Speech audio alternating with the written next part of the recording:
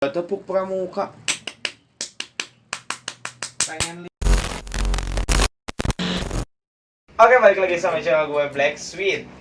Lagi-lagi kali ini gue mau bukan interview, ngobrol bareng teman gue yang dia sebagai anak pramuka. Oke. Tepuk pramuka. Oke, salam corona dulu. Salam. Oke, jadi di kesempatan kali ini gue ngundang teman gue sebagai anak pramuka ingin sharing ke kalian tentang pramuka karena gue sendiri juga anti dengan kata bukan anti sih. Jadi Koream lah. lebih ke hoream lah pramuka teh. Jadi bagi nanaunan sih. Jadi gue pengen lebih tahu terus dia yang sebagai anak pramuka kenapa dia tuh pengen jadi anak pramuka. Padahal ya kalian tahu sendiri lah, anak SMA kan males atau enggak ya notabene setiap ada kegiatan pramuka itu membosankan. Jadi kita ingin langsung aja tanyakan ke yang ikutnya. Namanya siapa, Kak? Nama saya Muhammad Raffi Sidik Muzaffar. Saya dari kelas 11. 11. Kita kudu promosi kelas sabaraha. Dan ini kalian bisa lihat ini gue dikasih sama anak pramuka, gengs, biar kayak anak pramuka. Jadi gue mau bertanya, sejak kapan masuk eskul pramuka? Awal kali eskul ya, ikut pertama kali eskul pramuka itu mulai dari SD kelas 6. Entah mengapa dulu itu tuh kok bisa tertarik gitu. Jadi kan emang anak SD gitu ya. Ya udahlah emang ikutan biar mungkin belajarnya karena biar potong atau gimana. Jadi maksudnya biar ada waktu kayak di luar kelas. Dia ada kegiatan di luar kelas. Terus kesan yang pernah langsung didapat di situ tuh pokoknya merasa kayak wah lumayan juga nih buat dipakai cari pengalaman atau gimana. Setelah itu pokoknya udah di SD udah ikut perkemahan, cuma waktu itu nggak sempat ikut lomba karena kan udah akhir ya, udah mau akhir. ke SMP, mau UN. udah UN. Terus pas pramuka nih kan teman-teman pasti mandangnya gini, ngapain sih masuk pramuka padahal cuma baris terus camping lah ke sana pramuka banyak. Udah orangnya bisa gitu karena Ya gitu. Ai mendaki mah bebas, maksudnya nge-camp bisa, tapi bukan feel sih. Jadi pramuka sendiri itu mengajarkan tentang apa? Kegiatan di pramuka tuh mungkin yang orang lain pandang tuh mungkin emang sudut pandang mereka hanya ke satu titik doang. Orang lain tuh kebanyakan mikirnya pramuka teh lah naon baris doang. Nah, Capek hoream panas gitu. Padahal pramuka sendiri justru kita belajar untuk ini kan pramuka tuh dibagi ada beberapa golongan. Yang pertama siaga. Siaga itu jadi anggotanya minimal dari anak kelas 2 SD sampai kelas 4. Oh, jadi sesuai dengan rata-rata umur lah. Dari situ mereka kegiatannya cuma kayak bermain dan nyebut ke pembina itu bukan kakak, kan kalau penggalang itu kakak. Kalau mereka nyebutnya bunda. Oh, bunda. Yang kedua itu ada penggalang. Penggalang itu kalau di SD itu dari kelas 4 sampai kelas 6. Nah, kegiatannya PBB. Oh, udah masuk PBB. Udah masuk kayak buat latihan buat kayak mana buat lomba. Si anak itu pingin ngikutin lomba. Tadi itu harus minimal berapa tahun atau enggak kelas berapa? Enggak ada. Jadi ada misalnya lombanya buat SD sama buat SMP. Oh, jadi bebas itu SD apa nama? Tempatnya kan bisa kreatif gitu. Oh, gitu. Terus ketika masuk SMP, mulai dari kelas 1 SMP sampai kelas 3 itu masih penggalang.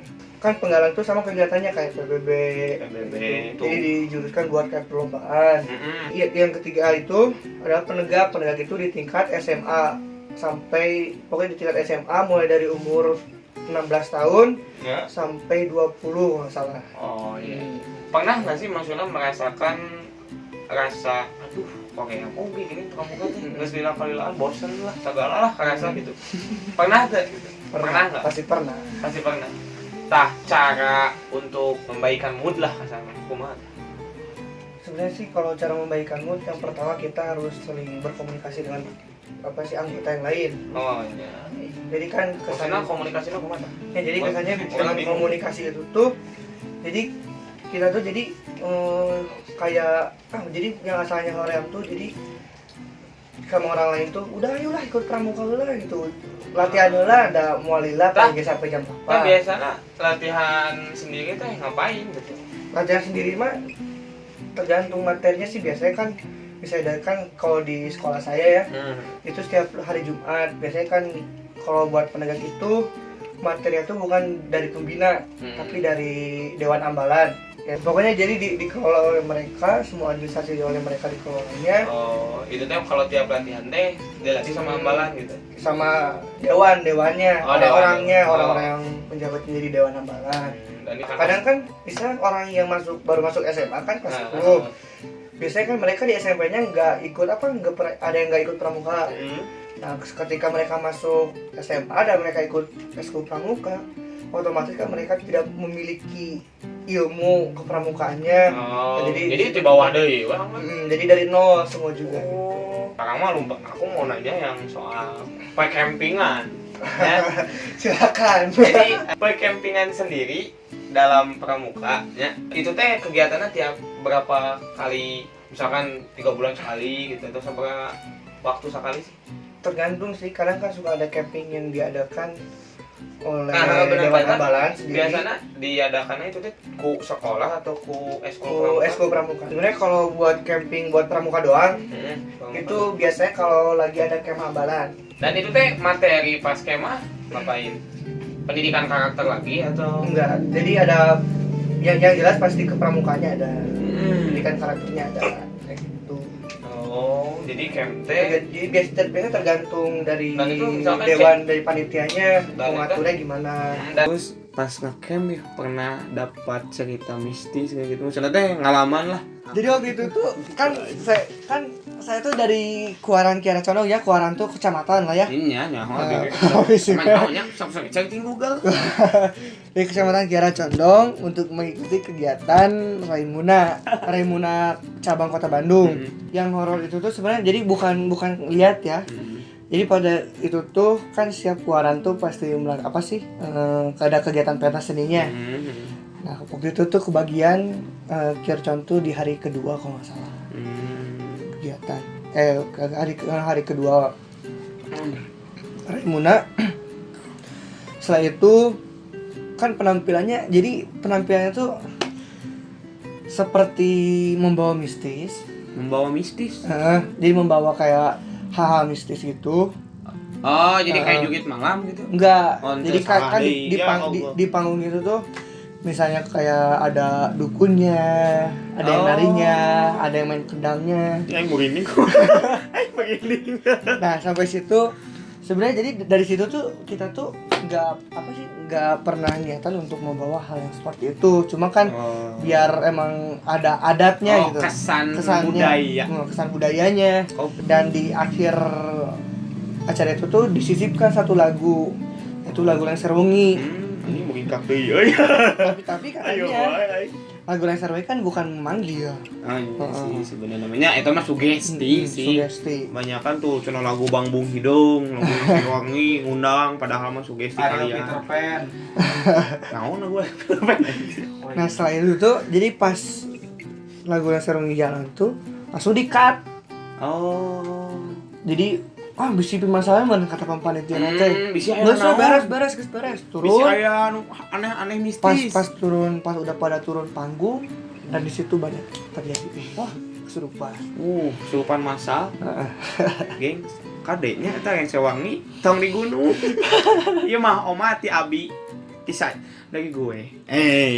Jangan nyetel, jangan memutar Lengser Wengi di gunung. Tapi kalau misalkan muludeng lah kalian bagiannya. berani mahnya, kita mau cuma mengingatkan pengalaman teman saya tadi. Dan terus katanya ada yang bisa lihat mah, jadi yang dari pohon itu pada turun ke bawah. Bukan mungkin deui. Begini, gengs. Salah satu pembina lah ya. Lagi jalan katanya ada yang lagi ritual. Ritual tuh mungkin deui. Ritual itu tuh kayaknya nggak tahu dari warga setempat, nggak tahu dari mana gitu. Tuh. Hati-hati kalian yang naik. Jadi pokoknya mah kayak silang itu emang ngebuka gitu nih.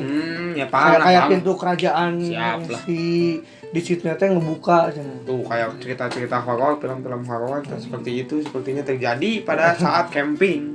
Mungkin seperti itu dan saya pun tidak terlalu percaya. Terus ini sampaikan pesan yang kepada para penonton tentang kepramukaan. Gini buat kalian yang masih namanya yang masih suka melihat pramuka bawah, pramuka tuh gini. Pramuka tuh gini. Tapi sebelum kalian bilang seperti itu lebih baik dicoba dulu. Kalau kalian merasa nyaman boleh dilanjut. Jika tidak ya udah silakan. Soalnya pramuka tuh pasti ngejalin solidaritas ya. Solidaritas. Terus keberanian lah. Buat yang kalian mau masuk pramuka, cobain dulu. Terus buat yang mikir pramuka malas, rame geng. Biar saya sedikit nanti ngirimin video ke Lukmi ya tentang pramuka. Black Sweet ada ininya apa sih, ada jadi pramuka tuh apa, pramuka gini-gini, tapi kenapa peserta pramuka tuh bisa sampai puluhan ribu, bahkan sampai ratusan ribu gitu. Kenapa sih gitu? Nah, bisa jadi pertanyaan lah. Kenapa gitu? Kenapa peserta pramuka banyak dan peminatnya, dan ini ada suatu alasan dia mau ngirim video ke gue. Nanti buat kalian buat membuktikan aja kalau pramuka tuh apa-apaan nih. Jadi di video itu tuh nanti ada kegiatan pramukanya. Nanti gue simpan di link and deskripsi aja, kalian bisa langsung tonton di bawah, oke? Yang suka sama konten gue terus like aja, terus langsung share ke teman-teman kalian. Jangan lupa untuk subscribe yang mau aja. Dan satu lagi ya buat teman-teman yang yang merasa kata-kata saya kurang ini atau penjelasannya kurang jelas, karena ini bisa kalian jelaskan lagi di kolom komentar aja ya. Ya. Jadi biar penonton yang lain juga bisa baca di komentar. Ya, kalian kita biar bisa diskusi di kolom komentar, oke? Karena ini hashtag ini kata aku. See you next video. Wassalamualaikum warahmatullahi wabarakatuh. Black Sweet pamit.